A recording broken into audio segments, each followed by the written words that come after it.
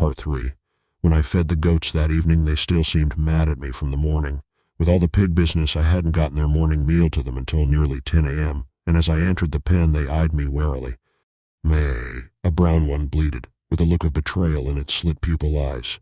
My last task of the day was picking up the unsold produce. I hurried down the driveway, garden hot in my arms, an audiobook playing through my earbuds. The sun hung low in the sky, casting shadows that stretched across the driveway before me. The sun wasn't setting yet. That wouldn't be for another hour. But it still made me nervous. Most of the produce was gone, but I grabbed the 3 remaining zucchini and put them in the hod. Then I turned around and hurried back up the hill as fast as I could. But when I crested the hill, I saw something in the fields that made my heart stop. A scarecrow. Its arms stretched out at its sides. Its head hung limply on its shoulders. I couldn't see it in detail. It was too far away, but I could see its silhouette clearly. I immediately broke into a sprint. "Just get inside. You'll be fine." I focused on the white door. It was still so far away, but I forced myself to stare at it to keep my eyes away from the scarecrow. "Just run, as fast as you can." And I made it.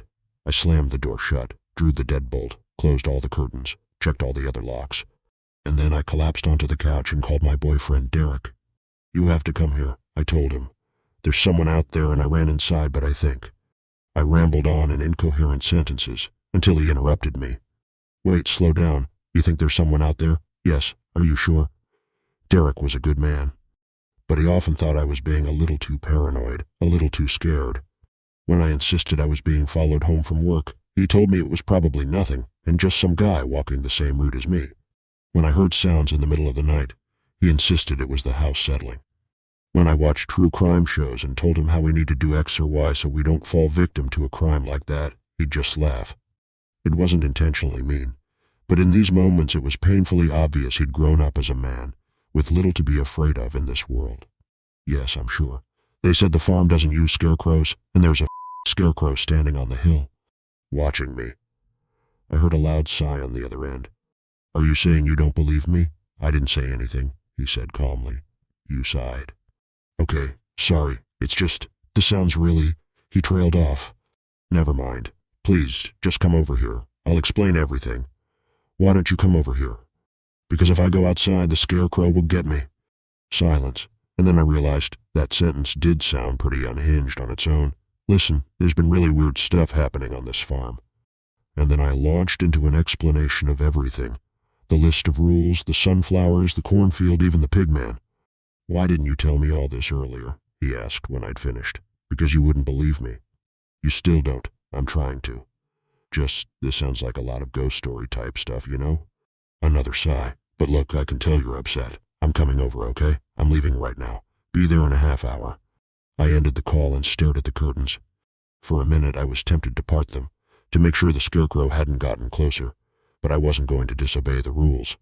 When Derek arrived, I took every precaution to get him inside safely.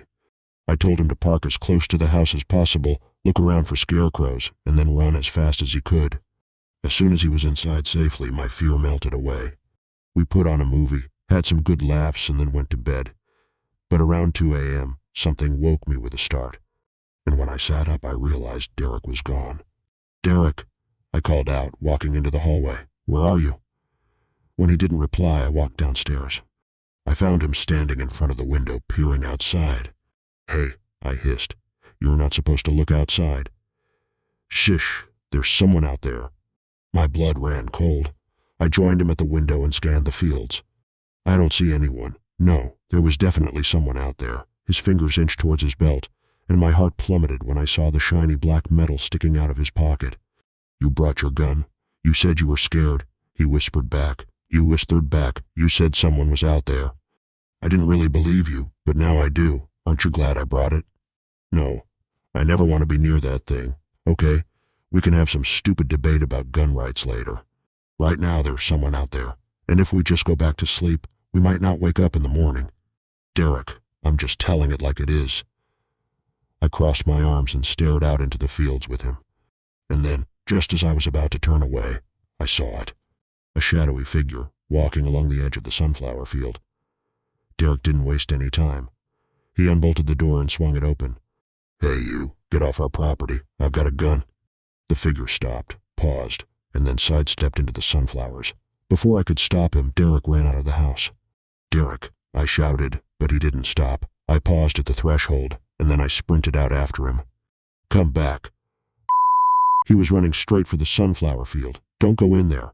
He probably wouldn't have even stopped. But when he got to the border, I screamed bloody murder at him, and he stopped for just a moment.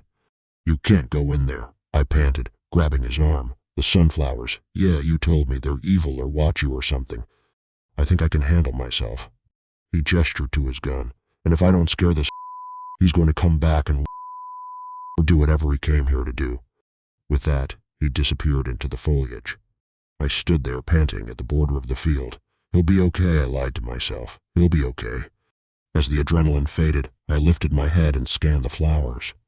They were all turned towards me, yellow petals appearing silver in the light of the full moon. "Okay. It's okay. They're all pointing the same direction. See?" Wait. There was a single flower in the center of the field turned away from me. My blood ran cold. "Derek, come out of there." Silence. No pounding footsteps, no rustling, nothing. A chill ran over my body. "Please, come out," I begged, staring into the shadowy darkness under the flowers. And then I heard it. "Help," Derek's voice, strangled in pain. I reacted instinctively. My feet hit the dirt and I stumbled into the darkness. Leaves brushed my body, scratched at my arms. "Derek," I called. The sunflowers stretched up, 6 or 7 feet tall, their moonlit heads swaying in the breeze above me. I turned a full circle, looking in every direction for Derek, but all I saw were more stems, more leaves, more inky black shadows. "Derek, where are you?" I stopped walking and listened, straining my ears for any sort of sound, and then, after several seconds, I heard something, a soft rustling. There was just one problem. It was coming from right above my head. I looked up. The sunflower directly above me was tilted straight down, and this close, I saw it clearly. Its head wasn't full of seeds. No, where the seeds should have been, there was just an abyss of pure black.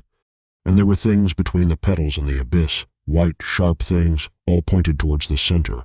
Teeth. I broke into a sprint. With both arms, I pushed the sunflowers out of the way, forcing myself through the field. "Derek," I screamed, but all I heard was more rustling above my head, as all the sunflowers tilted towards me, as their mouths opened and rows of sharp fangs, gleaming in the moonlight, descended towards me. Then something grabbed my arm. I was dragged through the fields, the foliage snapping and rustling underneath me. "Help!" I screamed, but as my legs kicked against the dirt, I realized I was powerless as I was dragged to my death. I was staring up at the stars. I shot up. The thing clasped around my arm wasn't a sunflower, it was a hand, an old wrinkled hand. I looked up to see a bowler hat and a dark suit. The old man from the farm stand, and there, several feet away from me in the dirt, was Derek. He was breathing hard, alive, but his right arm was covered in dark blood that spilled out into the soil. "I think it's time we had a talk," he said calmly as he let go of my arm. Part 4. "What were you thinking going into the sunflowers?" the old man asked as he wound gauze around Derek's arm. "What were you thinking?" "I saw you go into the field too," he replied. "I went behind the field to hide from the crazy man with a gun." "You were lurking around out there at 2 a.m. What was I supposed to think?" Derek shot back, grimacing in pain. "And you," the old man said, pointing squarely at me.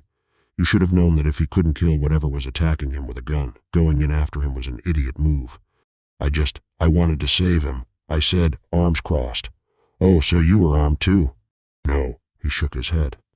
I caught the phrase stupid kids muttered under his breath. Then he took off his hat, set it in the middle of the table, and glanced at each of us. "I'm going to tell you what's going on here. And then I hope you can help me." Derek and I exchanged a glance. "How do we know we can trust you?" he asked. "He just saved our lives." I replied. "He was hanging around outside in the middle of the night, for no good reason." "It was a good reason," the old man snapped, glaring at Derek, "and if you just listened to me for a damn minute, you'd understand." "Come on," I whispered, squeezing Derek's hand. "Okay, fine." The old man straightened himself and then began to speak. "The Gershons started this farm almost 20 years ago. They bought the plot of land from an old widow who had lived here her entire life. She didn't want to sell it, but she needed the money. Well, they drew up the contract, but at the last moment, they changed the paperwork and tricked her into selling it for half the price. When she realized she'd been tricked, she cursed the land itself. but they just laughed. They didn't believe in curses or superstitions or the supernatural. The old man stopped and looked pointedly at Derek. He broke eye contact and looked at the floor. Of course, as soon as they planted the sunflower field, they realized the curse was very real. Eventually they tried to sell the property, but by that time, news of the curse had spread, and they would only get a fraction of what they paid. They weren't willing to lose their money, so they kept it, and with time they learned that if they followed certain rules and stayed careful, they could grow some crops and turn a profit. But no one is perfect. After some close calls, the Gershons decided they didn't want to risk their lives, but were perfectly fine with risking other people's lives. So they started hiring people to tend to the farm. They preyed on the weak, the disadvantaged, the desperate. Single mothers, undocumented immigrants, people who were new to the town, who hadn't yet heard of the curse, or were too desperate to care. The deal was a good one, too. A share of the crops, a place to live, and decent pay. This is where I come in. My daughter was one of these people. She was a single mother, and I was terrible. He paused and swallowed, as if swallowing emotion. But his face remained stoic. I wouldn't let her and her son stay with me when she was evicted from her apartment. I thought it would cause too much conflict with my wife, and I was trying so hard to make it work. But now I see that none of that mattered. He sucked in a breath. A few weeks later she was hired by the Gershons, and neither she nor my grandson were ever seen again. Derek and I sat there in stunned silence.